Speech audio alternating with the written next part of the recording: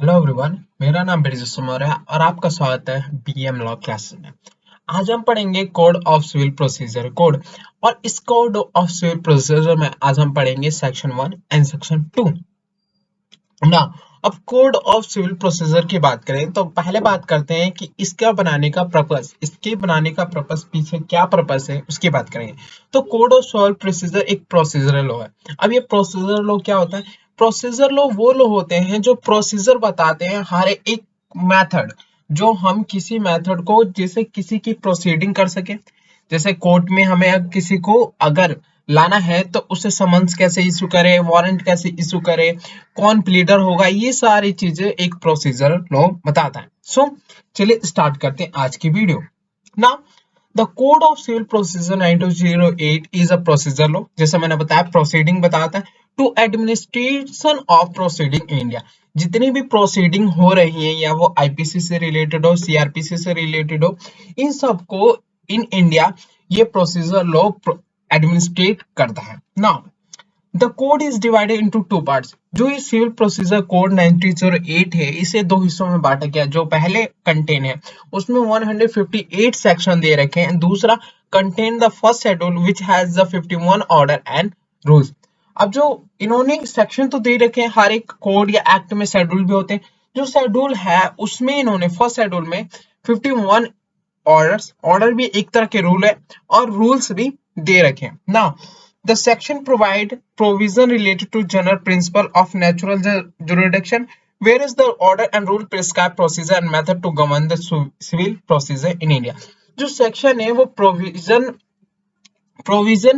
Provision है related to natural jurisdiction. अब ये नेचुरल जुरिडिक्शन क्या होता है कि हमें ये दिखाया जाता है कि नेचुरल जुरिडिक्शन में कि कोई भी जो केस है वो सही तरीके से हो, कोई भी बायस ना हो, अच्छे से प्रोसीडिंग करी जाए, समन्स इशू करे जाए सही तरीके से, वारंट इशू करे जाए, ये सारी चीजें, इस सारी चीजों से रिलेटेड प्रोविजन सेक्शन बताता है ना। अब जो ऑर्डर और रूल्स है, जो ऑर्डर और रूल्स वो प्रिस्क्राइब क्या करते हैं? Procedure and method that govern civil procedure. जो ऑर्डर और रूल्स है वो प्रोसीजर प्रिस्क्राइब करते हैं या फिर मेथड प्रिस्क्राइब करते हैं जिससे हम जो सिविल प्रोसीडिंग है वो गवर्न कर सके ना। अब बात करते हैं सेक्शन 1 की। सेक्शन 1 में शॉर्ट टाइटल दे रखा है, कमिटमेंट दे रखा है एंड एक्सटेंड। अब ये जो आया है इस एक्ट में भी cited as a code of civil procedure 1908। इसे हम कौन सा कोड बोलते हैं? कौन सा कोड बोलते हैं? Code of civil procedure 1908। Now it shall come into force on the first day of January 1909। जो इसे हम फोर्स में लाया गया फर्स्ट डे ऑफ जनवरी 1909 में। It extend to whole of India, और ये एप्लीकेबल है या फिर एक्सटेंड है होल ऑफ इंडिया। नाउ अब बात करते हैं हम पहला सेक्शन 2 क्लॉज 2 की। जो सेक्शन 2 क्लॉज 2 है उसमें पहला डेफिनेशन हमारा दे रखा है डिक्री। अब ये डिक्री होता क्या है? अब ये डिक्री क्या होता है पहले बताते हैं। डिक्री एक फॉर्मल एक्सप्रेशन होता है, किसके? एडजुडिकेशन के द्वारा।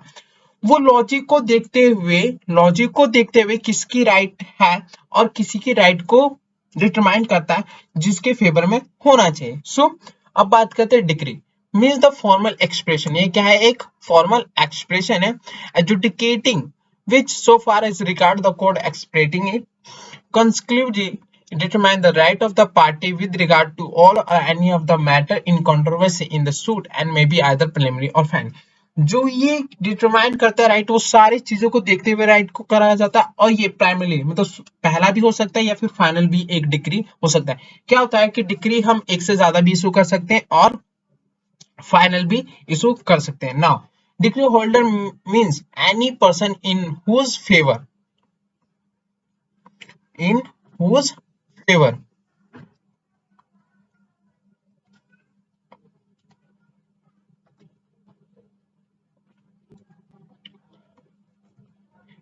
whose favor a decree has been passed on order capable of execution है। जिसके फेवर में डिक्री पास करी गई है उसे हम डिक्री होल्डर कहते हैं according to section 2 clause 3। Now judgment की बात करते हैं सेक्शन 2 क्लॉज 9। अब मैंने इसमें कुछ मेन डेफिनेशन लिया है, वैसे बेयर एक्ट में तो बहुत सारे डेफिनेशन दे रखे हैं, सो मैंने क्या करा कि कुछ जो मेन सेक्शन है उन्हें उठा के आपको पढ़ा रहा हूँ और कुछ नहीं ना। तो हम बात करेंगे अब जजमेंट के। Judgment means the statement given by जज on the ground of decree और ऑर्डर। जब डिक्री और ऑर्डर इशू करी जाती है, जब डिक्री और ऑर्डर इशू करी जाती है तो उसको देखते हुए, जैसे बहुत सारे हमने डिक्री इशू कर दिए, अब डिक्री इशू करने के बाद और ऑर्डर बहुत सारे इशू कर दिए तो उसे देखा जाता है, उसके निर्धारित जजमेंट दिया जाता है जो भी फाइनल होता है।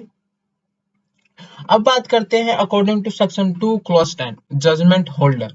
Judgement debtor means any person against whom a decree has been passed on order capable execution. जिसके अगेंस्ट में डिक्री पास करी गई है उसे जजमेंट डेटर कहते हैं। नाउ अब बात करते हैं legal representative. According to section 2 clause 9, according to section 2 clause 9, legal representative means a person who in law represent the state of decayed person and include any person who intermediate with the state of the decayed and where a party sue or sued in a representative character the person on whom state develop on the death of the party so suing or sued।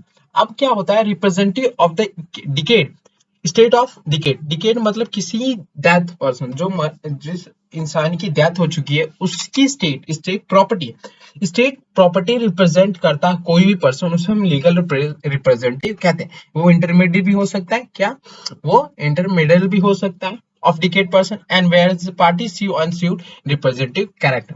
Now simple, कोई भी, अगर यहाँ conclusion की बात करूं तो कोई भी पर्सन जो किसी भी डिकेड पर्सन की प्रॉपर्टी को रिप्रेजेंट करता है उसे हम लीगल रिप्रेजेंटेटिव कहते हैं according two clause section 11। Now अब बात करते हैं मिशन प्रॉफिट।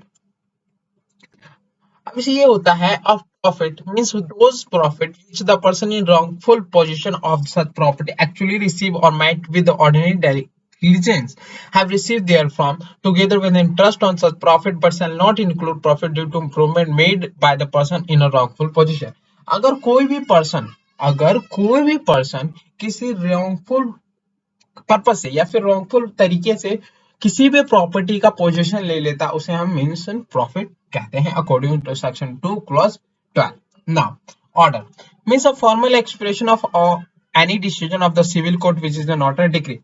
अब डिक्री को छोड़ के जितने भी फॉर्मल एक्सप्रेशन डिसीजन दिए जाते हैं बाय द जज, ठीक है, उसे हम ऑर्डर कहते हैं। अब जजमेंट यही पढ़ा था कि जजमेंट कैसे निकाला जाता है, जजमेंट डिटरमाइन करता है ऑर्डर और डिग्री को देखते हुए जजमेंट निकाला जाता है। तो ऑर्डर भी था, और ऑर्डर वो चीज होती है जो डिग्री नहीं होता। कोई भी formal expression of any decision which is not a decree that call be order according to section 2 clause 14। now pleader बात करते हैं section 2 clause 15। pleader means any person entitled to appear and plead for another in court and include an advocate, a वकील and attorney of high court। means कोई भी person जो appear होता है before the court या plead करे हुए person के बिहाफ पे, उसे हम प्लीडर कहते हैं। अब कौन कौन हो सकता है, एक एडवोकेट हो सकता है, वकील हो सकता है, अटॉर्नी ऑफ हाई कोर्ट भी हो सकता है as a pleader according to section 2 clause 15। अब बात करते हैं पब्लिक ऑफिसर। अब according to section 2 clause 17 public officer means a person falling under any of the following description namely. अब इनके अंदर जितने भी ये दे रखे हैं इसके अंदर कोई भी पर्सन आता है उसे हम पब्लिक ऑफिसर कहते हैं। जैसे अब यहाँ नेमली वर्ड दे रखा है, इसका मतलब जितने ये लोग हैं इनसे ज्यादा नहीं होना चाहिए, जितने इसमें दिए गए हैं वही होने चाहिए। अगर मान लिया जाए कि आगे चल के ये सेक्शन जो अमेंड हो जाता है तो उसकी बात अलग है, मगर जितने दे रखे हैं इसके अंदर उतने ही पर्सन को हम पब्लिक ऑफिसर मानेंगे। Now according to section 2 clause 70 sub clause A every जज, second B every member of Indian civil service जैसे आईपीएस, आईआरएफ, आईएफआर, आईएफएस, ये जो भी है सिविल सर्विस के, ये लोग एक पब्लिक ऑफिसर कहलाते हैं। Now every commission and gazetted officer in the military, उन्हें भी हम पब्लिक ऑफिसर कहेंगे। Every officer of the court of justice whose duty it is as a such officer to investigate, क्या करना, इन्वेस्टिगेट करना और रिपोर्ट करना on the matter of law और fact or to make, authenticate or keep any document or take charge or dispose of any property, to execute any judicial procedure, to administrate any oath, or to interrupt or to pursue order in court, and every person is specially authorized by the court of the justice to perform any such duty. अगर कोई भी person, अगर कोई भी officer of the court, ठीक है, of justice, जिसका duty हो इन्वेस्टिगेट करना, रिपोर्ट करना, हर एक डॉक्यूमेंट को रखना, ऑथेंटिकेट करना, चार्ज करना ऑन द प्रॉपर्टी को, जुडिशियल प्रोसीजर एक्सिक्यूट करना, या फिर एडमिनिस्टर एनी ऑथ, इन सब को जो भी ये काम करता है उसे हम क्या बोलते हैं? पब्लिक ऑफिसर बोलते हैं। या फिर कोई भी पर्सन जो कोर्ट ने कहा हो कि तुम्हें ये काम करना, ऑथराइज कराओ स्पेशली इन सब कामों के लिए, ऑथेंटिकेट करने के लिए, डॉक्यूमेंट रखने के लिए, उसे भी हम एक पब्लिक ऑफिसर में इंक्लूड करते हैं डेफिनेशन में। नाउ अब बात करते हैं every person who hold any office by virtue of which is empowered to place or keep any person in confinement। अगर कोई भी पर्सन जो कोई भी office by virtue of empower उसने होल्ड कर रखी है उस प्लेस को, उसे हम एक पब्लिक ऑफिसर में इंक्लूड करते हैं। Now every officer of the government whose duty it is as a such officer to prevent offense, to give information of offense, to bring offender to justice, or to protect the public health, safety और convenience, इन सब को भी हम public officer में include करते हैं। अब मान लिया जाए कि कोई भी पुलिस वाले उन्होंने प्रिवेंट करना, ऑफेंस करने से किसी को मना कर रहे हैं, या फिर प्रोटेक्शन करने से, या फिर जस्टिस को ऑफेंड कर रहा है, उसे रोकने के लिए, पब्लिक हेल्थ के लिए जो काम कर रहे हैं उसे हम पब्लिक ऑफिसर में इंक्लूड करेंगे। Now ji, subclause G, every officer whose duty it is, such as an officer to take, receive, keep, expend any property on behalf of the government, or to make any survey, assessment, contract on behalf of the government, or execute any revenue process, or investigate or report any other matter affecting the pecuniary interest of the government, or make authentication or keep any document related to pecuniary interest of the government, और prevent the infraction of the any law for protection of pecuniary interest of the government. अब ये pecuniary word बहुत बार आया, तो इसका मतलब क्या होता है? धन संबंधित। अगर धन संबंधित कोई भी इंटरेस्ट हो गवर्नमेंट का, उससे प्रोटेक्ट करता है, उसके बिहाफ पे काम करता है, उस कोई भी पर्सन, उसे हम क्या कहते हैं? पब्लिक ऑफिसर के डेफिनेशन में इंक्लूड करते हैं। Now every officer in service or paid to of government or remuneration by fee or commission for the performance of any public duty। अगर कोई पर्सन अगर वो सर्विस कर रहा है, उसे पे करा जा रहा है गवर्नमेंट के द्वारा, remuneration, fee, commission for performance of public duty, उसे भी हम पब्लिक ऑफिसर इंक्लूड करेंगे according two clause 70 sub clause H। Now तो आज ये इतना ही काफी है। मैंने कहा था कि हम इस वीडियो में सेक्शन 1 सेक्शन पढ़ेंगे, जिसमें सेक्शन 2 में हमने डेफिनेशन पढ़े, और सेक्शन 1 में सो टाइटल कमिश्नर एक्सप्लेन पढ़े। तो आज के लिए इतना ही काफी। Thank you so much.